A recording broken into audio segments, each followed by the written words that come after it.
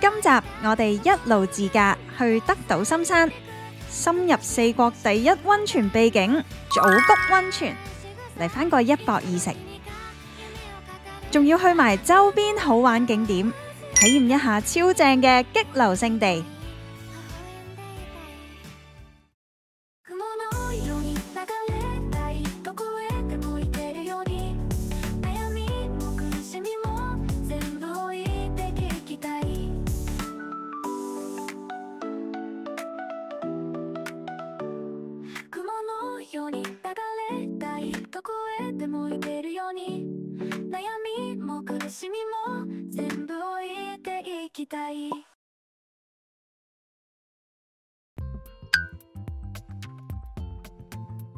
大步危小步危呢個名呢，好特別啊！據說呢係因為呢個地區地勢險峻，跨大步行呢好危險，細細步行呢都好危險，所以呢度呢就叫做大小步危啦。呢度地勢狹窄，兩邊嘅山陡峭又多石，加上峽谷底嘅河水湍急，係世界首屈一指嘅激流勝地。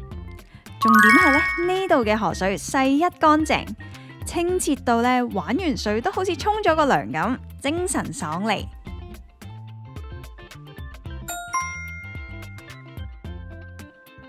嚟到吉野村呢度呢，真正體驗到大步危小步危嘅活動，一定係玩激流。今次呢，我哋裝咗個3個鐘嘅 package， 成個旅程呢會經過10幾個大大小小嘅激流嘅。事前準備呢，只需要帶泳衣、替換嘅衫、毛巾同埋水鞋。潛水衣啊、頭盔嗰啲呢 package 包埋噶啦。Okay, you go change and 上去換衫先。你去嗰邊，我去呢邊。好，換好衫啦，我哋準備出發跳水。開始之前呢，會有個 briefing 講翻啲安全事項同埋落水嘅時候要注意嘅嘢。之後呢，我哋就會坐車去到河嘅上游開始活動啦。Okay, let's go. Paddle forward.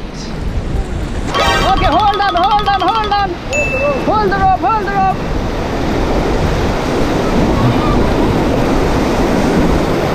Okay, let's go. Paddle forward. Forward. Okay, we stop. Paddle line fight. Yeah.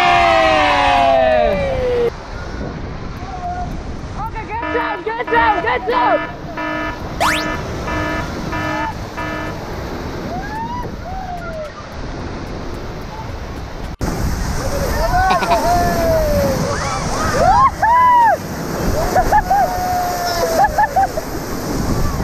真正玩嗰陣呢，教練會睇翻個人意願啦，同埋程度，安排翻唔同嘅活動俾我哋。我哋呢就梗係玩晒啲最難嘅活動啦，直接挑戰個5米高嘅高台跳水。其實唔難。The kids, what's your name? Lena. Oh, Lena. Yeah. Lena is gonna jump. Oh my god, it's so high. No. And yes, count down. 1, 2, 3, jump. No. Okay. 仲驚你再唔快。1,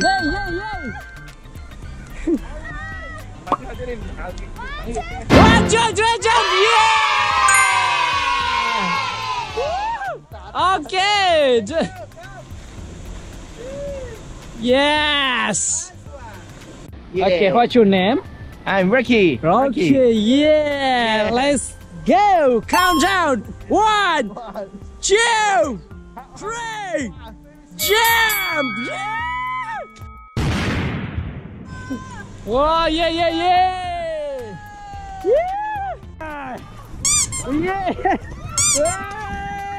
Paraline fight! Yeah! Okay, try to stand up. And just 1, 2, 3, you have to jump, okay? Yeah!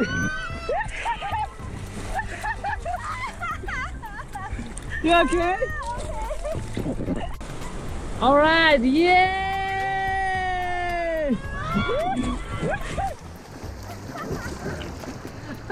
Okay, come up. Let's get round. Go.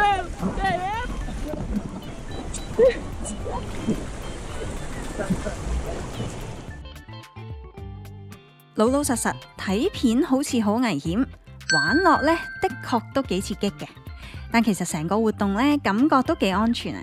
因為一艘艇呢，跟咗好幾個教練，全方位 mon 住啲參加者，佢哋沿途呢都會一直控制住隻艇嘅速度同埋方向，邊啲位可以衝，邊啲位可以 relax 呢，都會提前同你講嘅，有晒心理準備。有啲位呢，就算特登要你跌落水都好啦，都會即刻9秒9拉翻你上船。就算淆底獸呢，都可以玩得好盡興啊！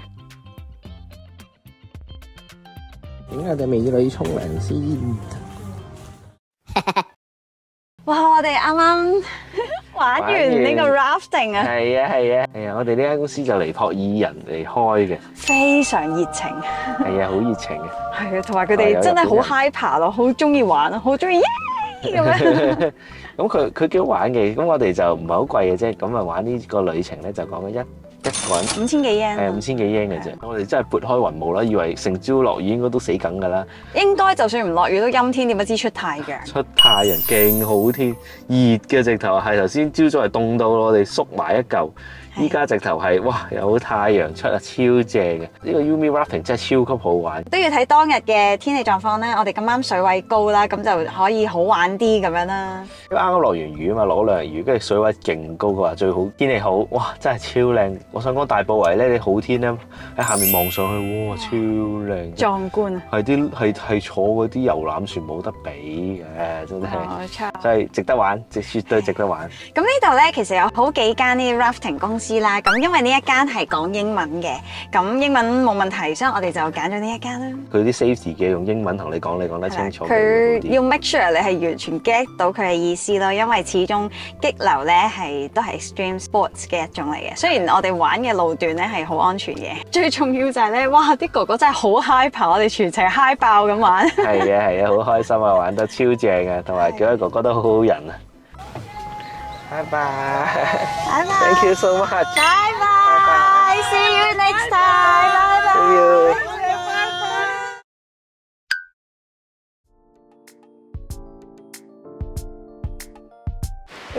後面係咩啊？後面係呢個大埔圍站啊。咁咧身後我哋呢度咧就叫大埔圍啦，咁上面少少叫小埔圍啦，咁大小埔圍都喺晒度嘅。咁大埔圍即係好明顯條河好似係闊啲咁解嘅。去到晏晝嘅時候咧，哇！久違了嘅晴天啊！因為之前一直都落雨，而家終於都放晴啦。啱啱好咧開始日落喎，所以啲夕陽咧射落嚟呢個大埔圍嘅溪流咧，呢個大埔圍峽谷咧非常之靚，所以我哋都特登停低咗架車喺度望一望先。係啊，好靚啊！好啦，咁我哋繼續睇下風景先啦。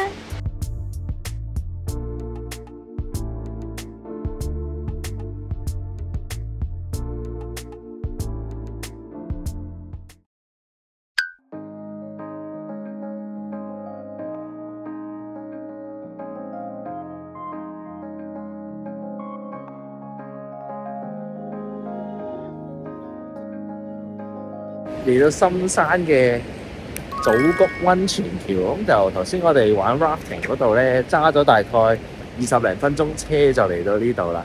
哇，個天氣都仲係好好，即係趁住呢個咁好嘅天氣，一定要行下啲戶外嘅活動。呢個谷祖橋咧，其實係日本3大秘境之一嚟㗎。祖谷嘅藤蔓橋啦，白川鄉嘅合掌村，仲有就係宮崎嘅志業村。呢條藤蔓橋咧非常之特別嘅，佢長咧就係45米啦，闊就係2米，高14米，全部都係用藤蔓去做嘅。每3年咧要換一批新嘅藤蔓啦。咁啲藤蔓咧就喺冬天嘅時候咧，要喺山入邊啦，或者喺個田野上面採集翻嚟嘅。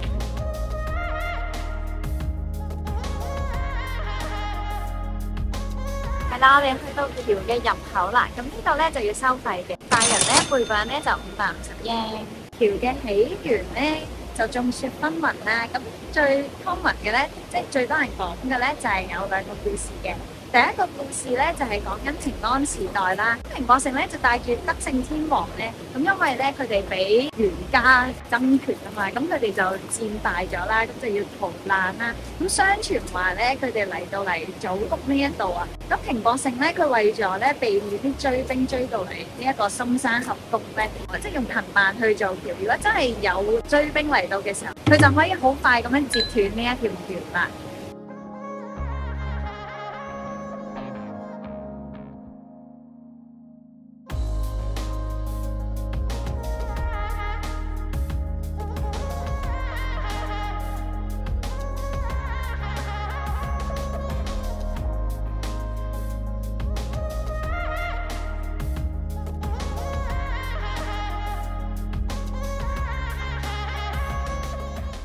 地水鳥鐵嚟嘅你老味，就驚啲下太多人行會冧啊，加咗條鋼索。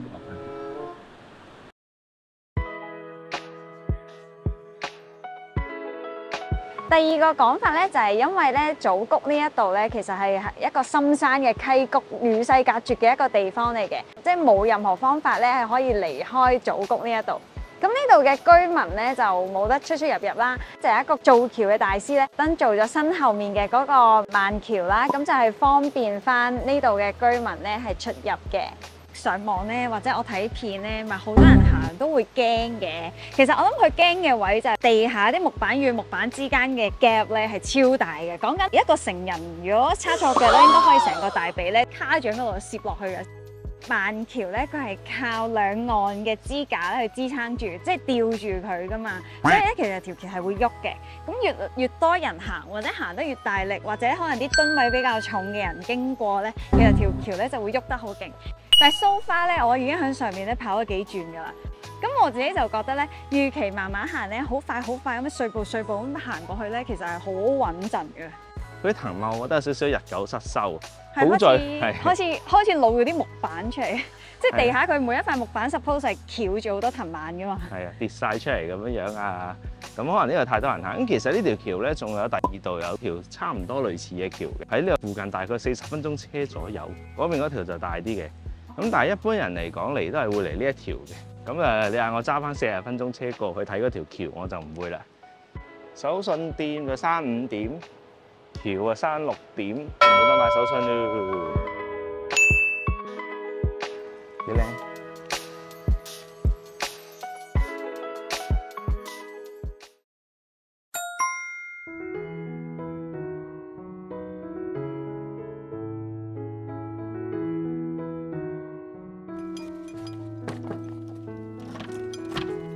我哋今次住嘅谷祖溫泉旅館咧，就係叫做藤蔓橋旅館啦，就喺藤蔓橋隔離嘅啫。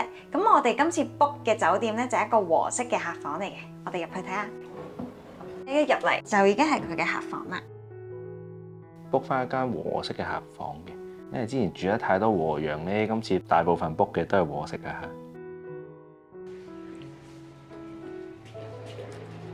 帶大家嚟睇下我哋房入邊嘅私人風呂。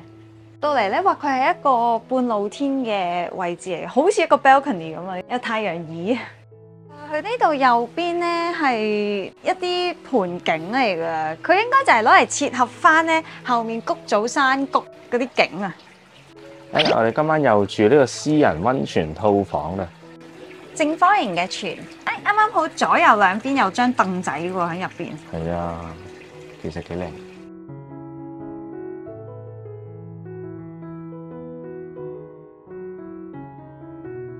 呢間房咧，其實就一眼望晒㗎啦。咁就普通一間和式旅館啦，我諗都比我哋之前住嗰幾間和式旅館個碟數比較多咗1-2碟啦。咁同埋呢度有張按摩椅添嘅，有張細細地嘅按摩椅可以坐下。好日本啊，有按摩椅呢樣嘢。係啊，好多時就係溫泉酒店好多時都有按摩椅嘅，但係喺出面要俾錢入錢嗰啲咯。咁呢度有張擺喺間房度任你玩到聽朝啊！咁咁呢一間房咧就真係好和式啦，周圍咧都係一啲木造啊，或者係一啲和式長布嘅裝修嚟嘅。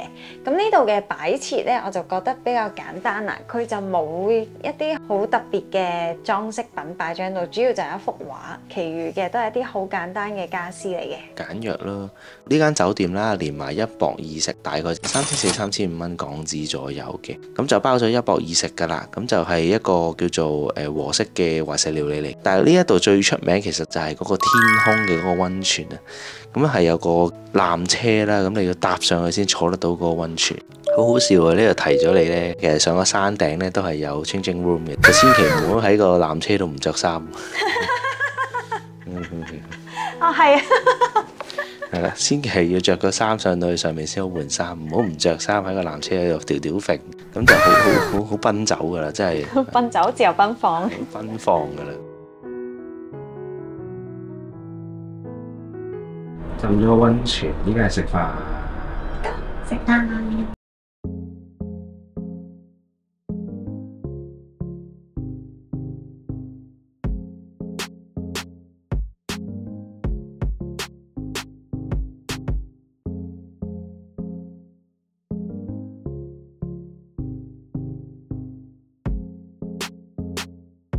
你就嚟到一博二食嘅晚餐啦。咁我發現呢度呢，其實用咗好多當地嘅食材啊，阿波美雞啦，德島嘅牛啦，名門金時啦，我都幾特別喎，係啊，同埋前面燒緊2條魚咯，有少少似嗰陣時喺黑川食嗰個咯。佢一嚟已經上咗好多菜，前菜咁樣已經上晒。佢攞阿波美雞去做嗰少少嘅醉雞卷。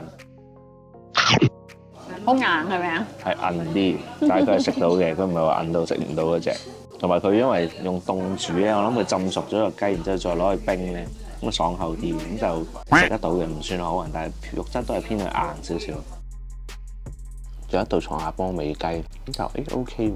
頭先食完之後覺得佢嘅肉質都係偏韌嘅，都唔係嗰啲好腍滑嘅。但係其實呢個就相對早兩日食嗰個骨腐料咧食得到嘅，但係佢嘅肉質都係偏實嗰種，幾好食，又咬好啲啦。你雞味有幾重，幾好食幾好食。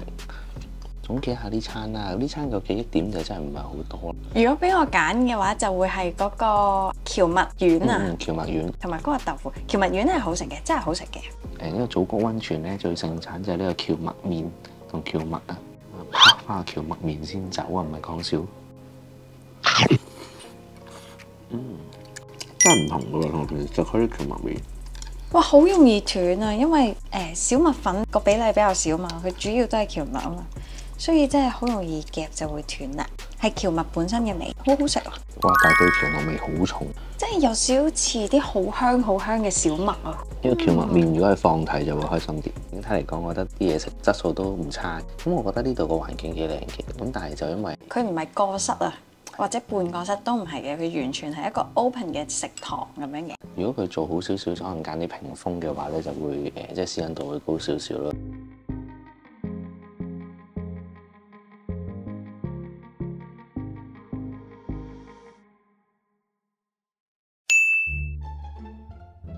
香港要分開一個地區旗，如果唔係冇辦法插到咁多支旗仔。台灣都係。台灣又係好犀利嘅。 2018年。哇！2019年都好誇張啊！你睇你要睇2019對比2021。望2021 ，Oh my God， 冇人。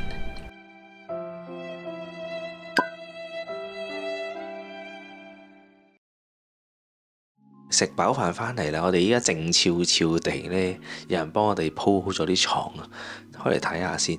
即係好少少嘅溫泉旅館呢，同啲渣少少溫泉旅館比呢，佢鋪床嗰個，哇！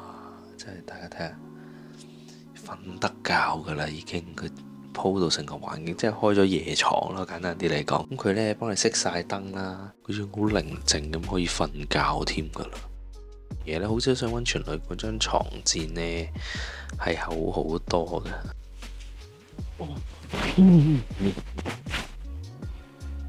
瞓着咗未？係舒服好多啊！我想講啊，冇得比嘅同早兩日嗰間乜鬼。啲咩兔兔啊，嗰啲全部都冇得比嘅。哇！呢個真係好軟熟喎。係腍好多噶，我想講話嗰個兔兔嗰個呢，鋪2塊都覺得硬。呢度好軟熟。好啦，瞓啦柒頭，早唞。The next morning.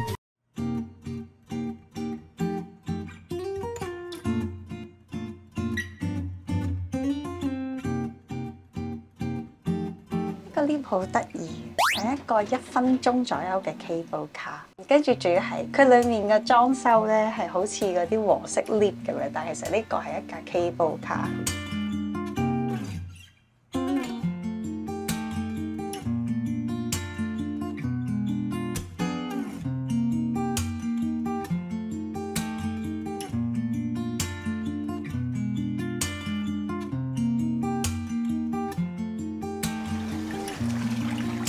濕晒。哇，勁舒服啊！今朝咧6點鐘咧就出咗嚟呢個天空溫泉嗰度浸，成個溫泉嘅景咧就係望住祖谷呢一帶咧嗰啲山林景啊！因為啲山林咧係勁高勁宏偉，而且係俾群山包圍嘅嗰種感覺。露天嘅風呂咧，哇係啊，就好似喺個湖入邊咧望住啲山景咁，超靚。咁介紹翻呢度嘅泉水啦，呢度嘅泉水咧就係屬於鹼性嘅簡單溫泉嚟嘅，佢嘅 pH 值咧就係9.1左右，就有少少硫磺嘅成分喺入邊嘅，但係我哋咧就聞唔到，亦都睇唔到顏色嘅，佢啲水咧感覺咧就好清澈啦，就好似帶有少少好淡嘅淺藍色咁樣樣嘅。而且咧，佢啲水嘅質地咧好得意，同酸性溫泉咧唔一樣。酸性溫泉咧，佢係少少咧浸咗落去咧，啲水好滑捋捋咁樣嘅。你上咗水之後，啲皮膚都好滑捋捋咁樣嘅。但係呢度嘅溫泉因為係弱鹼性啦，浸落去嘅時候，啲水嘅感覺咧係有少少似番鹼水咁樣結結地嘅，即係有少少乾乾地嘅嗰種感覺嘅。但係其實浸落去咧係好舒服㗎，係可以潔淨你嘅皮膚啦，而且咧佢嘅成分比較單純。溫度咧亦都唔會好高啊，大概38度左右嘅，男女老幼啦，尤其是高齡者嘅人咧都好適合浸嘅。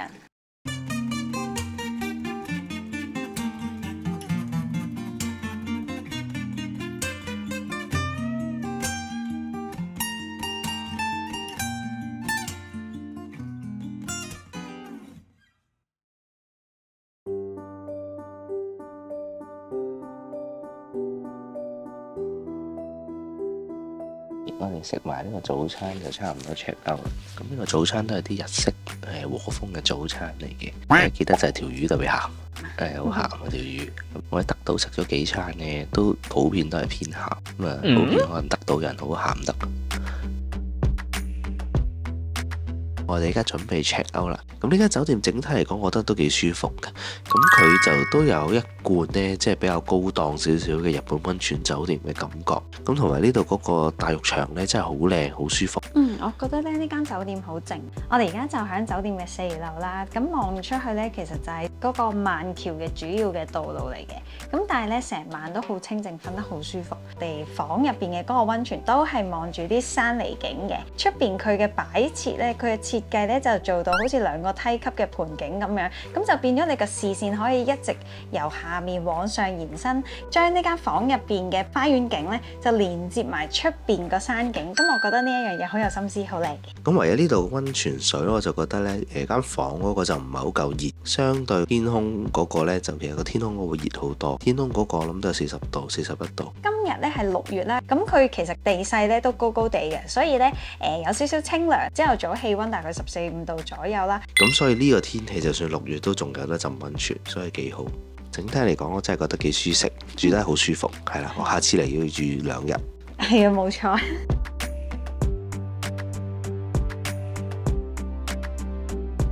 小山。